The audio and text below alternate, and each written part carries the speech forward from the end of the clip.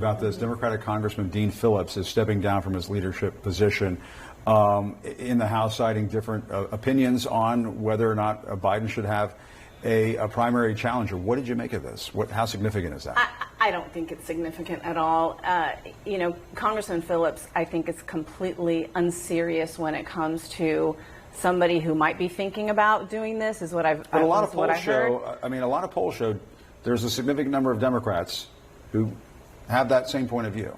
But at the end of the day, you ask those Democrats, if not Biden, then who? Right. Then who? Right? So to me, that poll question is completely idiotic, with all due respect, because it means nothing. It's completely irrelevant.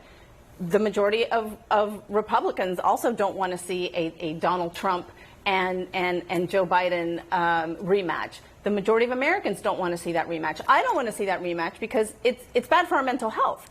But we also know that Donald Trump is a huge danger to our democracy. Joe Biden beat him once already. And when you look at the majority of polls, the polls of polls, it's either a dead heat or Joe Biden is ahead by a couple of points. We haven't even started this campaign. The Republicans have been campaigning and mobilizing their MAGA base for months because of the chaotic primary that's going on their side.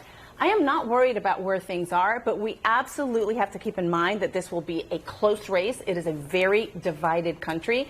But at the end of the day, you're not going to have any independents or people who voted for Joe Biden in 2020 who are now going to look up and say, oh, Donald Trump, right? He now has 4 indictments, 91 charges. I think now I can vote for him. Well, that's not happening. I don't know what polls my dear friend Maria has been looking at, but many of them show it's either a head-to-head matchup with Biden and Trump, or either dead heat, or recent ones, Trump is ahead, and even in some, Nikki Haley is ahead of Joe Biden. And with him having approval ratings around 40 and approval of his handling of the economy around 40%, that is not good. And you even have people like James Carville saying, Democrats, you need to worry about this and whether or not we need to put another Democrat on the ballot. That's insanity. I know that you're Miss optimistic, but not many Democrats Let me say this, and I've said this before. But Biden has been in this place before. Yes. Not only that, Jim, but I say this all the time. We absolutely should be worried. Yes, we need to wake up and run every single day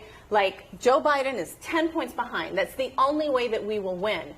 But the insanity of thinking that we should now replace Joe Biden with somebody else is exactly that. And anybody who says that, anybody on my team who says that we need to think about replacing Biden or is worried about his age is playing into Trump, is playing into making Trump stronger, is playing into wanting Trump to win. So anybody on my side who wants Joe Biden to win, they just need to shut up right now. All right. You heard her, James Carville. Anytime James wants to come on, he's welcome. Alice, Maria, thank you very much. Appreciate it. Thanks, Jim. All right.